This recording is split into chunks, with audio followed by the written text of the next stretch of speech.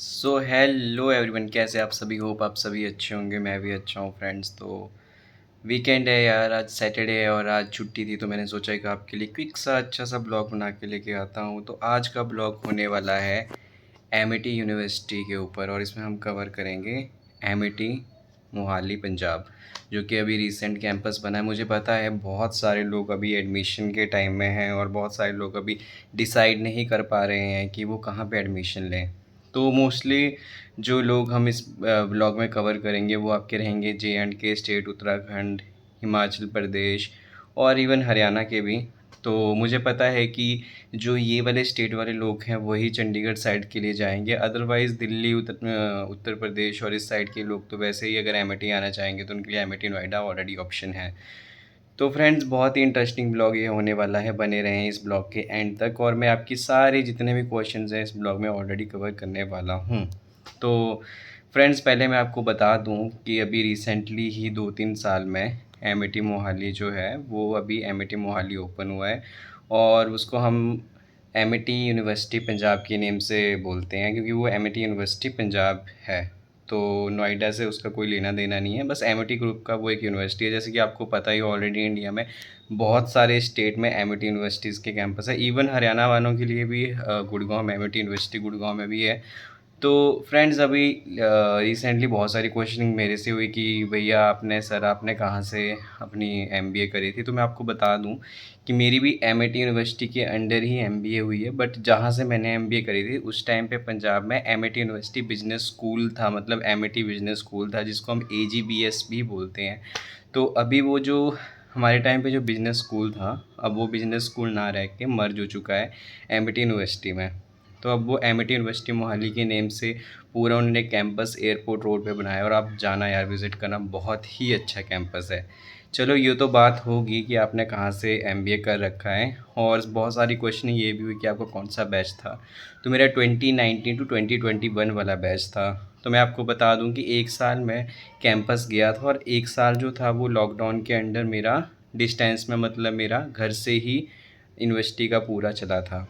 तो मेरा 2021 में मैं पास आउट हूँ, और जो मेरी डिग्री हुई है वो हुई है एमिटी यूनिवर्सिटी नोएडा के अंडर। तो जो मुझे डिग्री मिली है वो मिली है एमिटी यूनिवर्सिटी नोएडा से।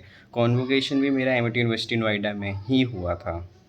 और अभी बहुत सारे लोगों के मन में ये क्वेश्चंस हैं कि वो कंपैरिजन कर रहे हैं कि कौन सी यूनिवर्सिटी ज़्यादा अच्छी है, कौन सी यूनिवर्सिटी ज़्यादा अच्छी नहीं है।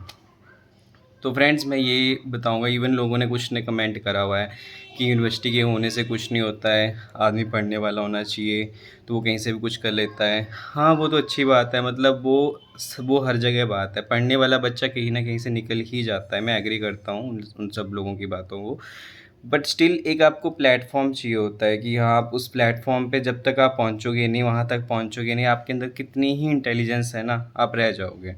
क्योंकि मैंने खुद बीटेक हिमाचल से कर रखा है, तो मुझे पता है कि हिमाचल में इतना इंफ्रास्ट्रक्चर नहीं है, वहाँ पे इतना एक्सपोज़र नहीं है।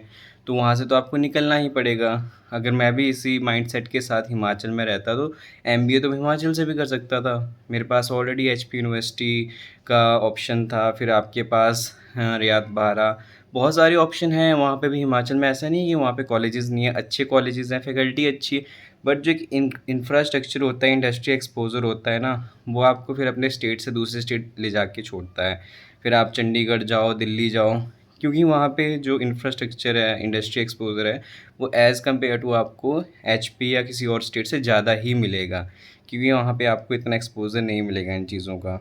तो ये तो होगी उस क्वेश्चन का आंसर जो कि किसी ने लिखा था कि बच्चा पढ़ने वाला होना चाहिए, वो कहीं से भी निकल जाता है। पढ़ने वाला तो होना ही चाहिए।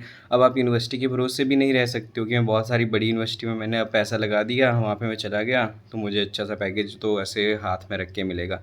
नहीं, स्पून फीडिंग कहीं पे भी नहीं होगी आपकी। उसके लिए आपको मेहनत करनी पड़ेगी। बट ये है कि एक यूनिवर्सिटी का ब्रांड आपके ऊपर होगा, तो हाँ, आप एक मतलब टैग लेके घूमोगे कि हाँ यार, ये इस यूनिवर्सिटी का स्टूडेंट है, तो इसमें कुछ ना कुछ तो बात होगी। तो कंपनी भी आके आपके ऊपर दाव खेल लेती है, और वो कंपनी का दाव हमेशा काफ़ी हद तक सही जाता है। 90%, 10% कुछ ऐसा चंक होता है बच्चों का जो कि मतलब उनको कुछ लेना देना नहीं होता है, they just want to do the degree and that's all. तो ये तो चलो बात होगी इस क्वेश्चन की। और अब बहुत सारे लोगों के मन में ये भी रहता है कि कौन सी यूनिवर्सिटी वो जाएं। कि वहाँ पे अब आपको पता ही है, चंडीगढ़ है तो चंडीगढ़ में बहुत सारे ऑप्शंस हैं आपको कॉलेजेस के। जैसे कि कॉलेजेस की बात करूँ मैं तो सीजीसी लांड्रा में बहुत सारा यूथ आता है हर बार, मुझे पता है मेरे स्टेट एचपी से भी, फिर जेएंडके से बहुत मेरे दोस्तों ने बहुतों ने वहाँ से बीटेक कर रखा है, इवन एमबीए एमएससी बहुत सारे अलग अलग कोर्सेज़ करे हुए हैं। फिर आपका चंडीगढ़ यूनिवर्सिटी है, चितकारा यूनिवर्सिटी है। तो मैं ये बता दूं कि ये जो मैंने आपके सामने नाम लिए, ये वेल इस्टेब्लिश्ड मतलब इंस्टीट्यूशंस हैं, और ये इस्टेब्लिश हो चुके हैं, मतलब इनका काफ़ी पुराना वहाँ पे नाम है। और इवन थापड़ यूनिवर्सिटी भी है, मगर थापड़ का कुछ लेवल डिफरेंट है, वो मैं आपको समझाऊंगा, मगर पहले इन कॉलेजेस को कंप्लीट कर लेते हैं। तो ये जो मैंने आपको ऑप्शन बताया, सीयू, फिर आपका सीजीसी, फिर आपका चितकारा, तो मेजॉरिटी जो क्या होता है कि मेजॉरिटी ऑफ द स्टूडेंट्स जो है ना, वो इन्हीं कॉलेजेस में जाते हैं। वो इन्हीं कॉलेजेस में क्यों जाते हैं, अब मैं आपको एक ऑप्शन बता देता हूँ, कि एक रीज़न बता देता हूँ। और उनके पास ऑप्शन भी काफ़ी हद तक यही होता है, क्योंकि चंडीगढ़ यूनिवर्सिटी जो है ना, वो स्ट्रैटेजी बहुत मतलब दिमाग से खेलती है, उनका मार्केटिंग लेवल नेक्स्ट लेवल है। वो मार्केटिंग ऐसा करेंगी ना कि आप हिमाचल चले जाओ जे तो आप रोड्स के साइड में देखोगे बड़े बड़े होर्डिंग्स पे चंडीगढ़ यूनिवर्सिटी, 2-3 बच्चे जिनको पैकेजेस मिले होते हैं उनका फ़ोटो लगा देंगे, ठीक है, स्कॉलरशिप दिखा देंगे, 100% ट्यूशन फ़ीस ये वो लेना देना, जो कि नहीं होता वैसे सच्चाई में बताऊँ। बट उनकी मार्केटिंग स्ट्रेटेजी बहुत है। यूट्यूब ओपन करो, चंडीगढ़ यूनिवर्सिटी का ऐड चलेगा, फेसबुक ओपन करो, इंस्टा, ये सीयू, ठीक है। और अब बात करते हैं चितकारा की। तो चितकारा का मैं ऐसा बोलूँगा कि चितकारा में क्या है कि चितकारा में कुछ स्टूडेंट्स तो निकलते हैं, ठीक है, मगर उनका भी अब ऐसा हो चुका है, जो पहले पुराने वाली बात थी वो चितकारा की अब नहीं रही है। उन्होंने भी मतलब अब कोर्सेज़ बहुत सारे ऑप्शन दे दिए बच्चों को, मगर अब वहाँ से प्लेसमेंट इतनी खास नहीं होती हैं। बल्क में वो प्लेसमेंट करवाते हैं, तो एवरेज पैकेज जो एक बच्चे को बीटेक वाले को मिलता है 15-20-25 हज़ार का, जो कि मेरे लिए तो बहुत ही मतलब एक नॉर्मल सा पैकेज मैं बोलूँगा जिसे। और उसमें भी आपकी कंपनीज़, बड़ी कंपनीज़ अब नहीं आती हैं वहाँ पर। और दूसरा उन्होंने क्या करा हुआ है कि अगर बीटेक सीएससी करोगे आप, कंप्यूटर साइंस की बात करेंगे हम, तो वहाँ पे आपके एक बैच में 1100 बच्चा बिठा देंगे वो फर्स्ट सेमेस्टर में। तो मतलब वो पैसे खाने वाली बात हुई। अब मतलब एजुकेशन वाली साइड तो आप देखो ही मत, बस ये है कि बच्चे भरो जितने भर सकते हो आप। तो मैं ये चीज़ मुझे उनकी भी अच्छी नहीं लगी। और प्लेसमेंट है नहीं, बहुत सारे हमारे गांव के लड़के हैं, आस पड़ोस के मेरे फ्रेंड्स के भाई हैं छोटे, तो वो करके घर पे बैठे हुए हैं। तो ये चीज़ मुझे चित्कारा की भी अब अच्छी नहीं लगती है। तो अब यहाँ पे एमिटी का रोल क्या आ जाता है कि एमिटी जो है वो अभी मार्केट प्लेयर नहीं है, मतलब अभी वो इस्टेब्लिश हो रही है, अभी नई यूनिवर्सिटी है पंजाब में, उनको अपना नाम बनाना है। नाम तो चलो एमिटी का ऑलरेडी बहुत बड़ा है इन बाकी यूनिवर्सिटीज़ के कंपैरिजन में। और मगर ये है कि मैं आपको एक बात क्लियर कर देता हूँ अभी ब्लॉग के बीच में, कि मुझे कोई एमिटी पैसा वैसा नहीं दे रहा है इस ब्लॉग के लिए, बट मैं आपको सच्चाई बता रहा हूँ, ठीक है। जो कि होता है एक मार्केटिंग, अगर मार्केटिंग स्टंट या इस साइड से आप भी दिमाग से सोचोगे तो आपको भी कहीं ना कहीं मेरी बात सही लगेगी, क्योंकि एमिटी अभी नाम बना रही है अपना, पहली बात ये। और दूसरा, जब मैं एमबीए करने गया था तो मुझे उस टाइम पे हार्डली, जब जो मेरे ऐसे याद में है या मेरे दिमाग में है, तो मुझे इतना बोला गया था कि वी हैव 50 सीट्स वाली, मतलब 50 सीटें हैं हमारे पास एमबीए में। तो जो कि बहुत मतलब ठीक है, लिमिटेड है, 50 ही होनी चाहिए मेरे हिसाब से। अगर बहुत बड़ी यूनिवर्सिटी है 70-80-100-120 तक रख लो, मतलब 2 सेक्शन ए बी कर लो। मगर जब आप 700-800 बच्चा आप एक ही बैच में एमबीए के बिठा दोगे, जब वो पास आउट होंगे, अगर आपकी कंपनीज आ रही हैं, तो कितने बच्चों को प्लेस करेगी वो एक ही यूनिवर्सिटी से? क्योंकि ऐसा तो होता नहीं है कि कोई कंपनी आती है वो एक ही यूनिवर्सिटी में आती है, क्योंकि कंपनीज जब आती हैं, प्लेसमेंट हायरिंग होती है, तो अलग अलग कैंपसेस में जाके बच्चों को उठाती है। तो ये तो बात बहुत क्लियर है। अब यहाँ पे एमिटी की बात जो मुझे बेस्ट लगती है कि वो एक एक बैच में, हमारे वाले बैच में तो 50 ही बच्चे थे, अब यूनिवर्सिटी कैंपस बन गया तो 100-120 या 70-80 जितने भी रख लो, मैंने आपको बताया।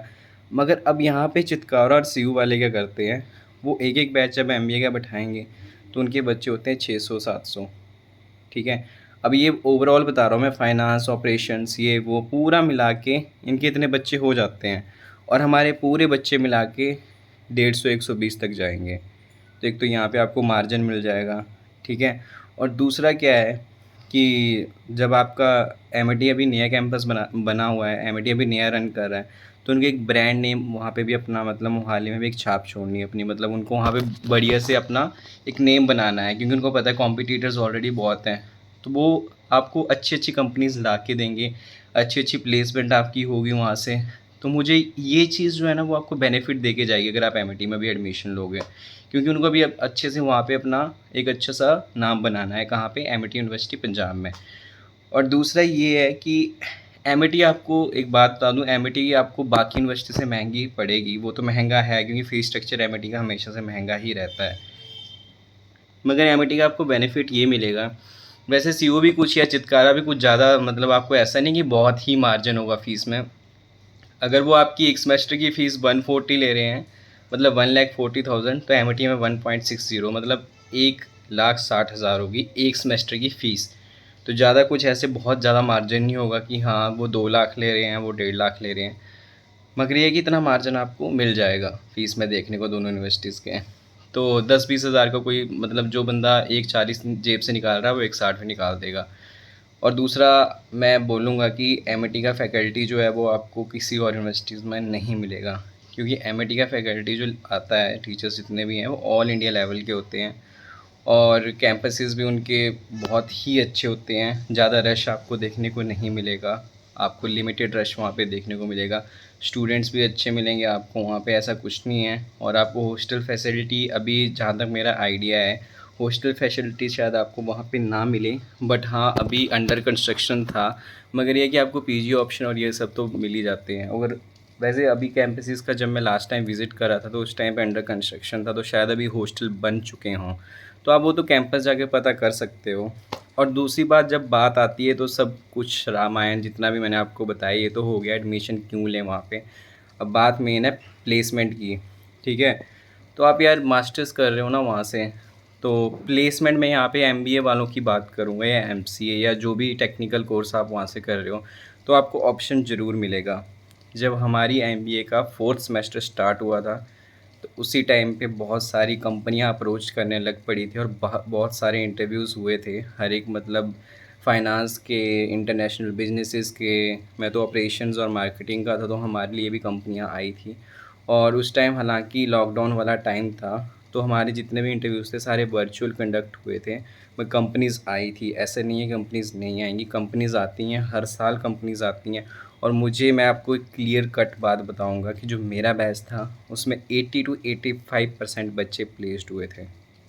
जस्ट इमेजिन, अगर 50 बच्चों का हमारा पूरा एक मतलब बैच था, तो उसमें से आप मान के चलो कि 38 to 40 स्टूडेंट्स आपके प्लेसमेंट लेके गए थे। और जो रिमेनिंग 10 थे उसमें से कुछ बिजनेस क्लास फैमिलीज़ के लोग थे जिनको प्लेसमेंट नहीं चाहिए थे, उनको अपना बिजनेस टेक ओवर करना था और उनको मतलब प्लेसमेंट नहीं चाहिए थी। मगर जस्ट इमेजिन कि इतने बच्चे, वो भी लॉकडाउन वाले टाइम में, जबकि मोस्ट ऑफ दी कंपनीज़ ने फ्रीज कर रखा था हायरिंग। फिर भी मतलब बहुत बड़ी अचीवमेंट है ये। मेरा सीनियर बैच जो पास आउट हुआ था तो उनकी भी अच्छी अच्छी प्लेसमेंट, मतलब मैक्सिमम फाइनेंस बैकग्राउंड वाले तो केपीएमजी बिग फोर में गए थे। और बाकी अलग अलग कंपनीज़ जितनी भी हैं मैक्सिमम एमएनसीज़ ही अप्रोच करती हैं एमिटी को। तो ये चीज़ बहुत अच्छी है। अगर आप सपना देख रहे हो, आपके मन में ड्रीम है एमबीए करने के लिए, तो एमिटी जाओ। एमिटी बहुत बढ़िया ऑप्शन है as compare to CU Chitkara. और आप मतलब जब वहाँ पे जाओगे, एडमिशन लोगे और चीज़ें देखोगे, तो आप बहुत खुश होगे और मुझे आके इस ब्लॉग के एंड कमेंट में थैंक यू ज़रूर बोलोगे। तो ये मैं इसलिए नहीं बोल रहा हूँ कि मैंने खुद वहाँ से करा है, मगर ये सच्ची बात है। बाकी इट्स अप टू यू। और फ्रेंड्स, कभी भी ये सब चीज़ें करनी हो, स्टडी वगैरह का जो भी है, पहले अपने पेरेंट्स के साथ बैठ के डिस्कस कर लो, या कोई एलुमनाई हो जो पास आउट हो तो उसके साथ डिस्कस कर लो, क्योंकि आपके फ्यूचर की बात है। किसी के बोलने में कभी मत आना कि मेरा फ्रेंड सीयू से कर रहा है, मेरा फ्रेंड चितकारा से कर रहा है, तो मुझे वहाँ जाके करना है। इस चीज़ में कभी मत रहना। और एमबीए या मास्टर्स कोर्स जो होता है ना, वो आपके लाइफ का उस टाइम वाला कोर्स होता है जब आप अपना फाइनल स्टेज पे हो, मतलब स्टडी के। क्योंकि मोस्ट प्रोबेबली मास्टर्स के बाद लोग जॉब ही करते हैं। तो ये है कि मास्टर्स को कभी हल्के में मत लो, काफ़ी सीरियस। मुझे पता है बैचलर्स में सभी मज़े मारते हैं, वो मज़े वाला ही टाइम होता है कॉलेज टाइम, मगर जब आप बड़े लेवल पे जा रहे हो, मास्टर्स वाले लेवल पे, तो सीरियसनेस बहुत ज़रूरी है लाइफ में। और बाकी मैंने बोला था आपको, प्रॉमिस करा था और कि मैं ब्लॉग लेके आऊँगा, तो आई थिंक काफ़ी चीज़ इसमें आपकी शॉर्ट आउट होगी होंगी। और फिर भी आपके कुछ क्वेश्चंस होंगे तो आप कमेंट में लिख सकते हो, मैं आपके बहुत सारे क्वेश्चंस का आंसर दूंगा। और अपना, अगर आपको कुछ वैसे पर्सनली काउंसलिंग चाहिए होगी तो मैं उसके लिए भी अवेलेबल हूँ और मैं आपको गाइड ज़रूर करूँगा। ठीक है friends, thank you, bye bye, happy weekend and मिलती है नेक्स्ट ब्लॉग में यार, बाय बाय।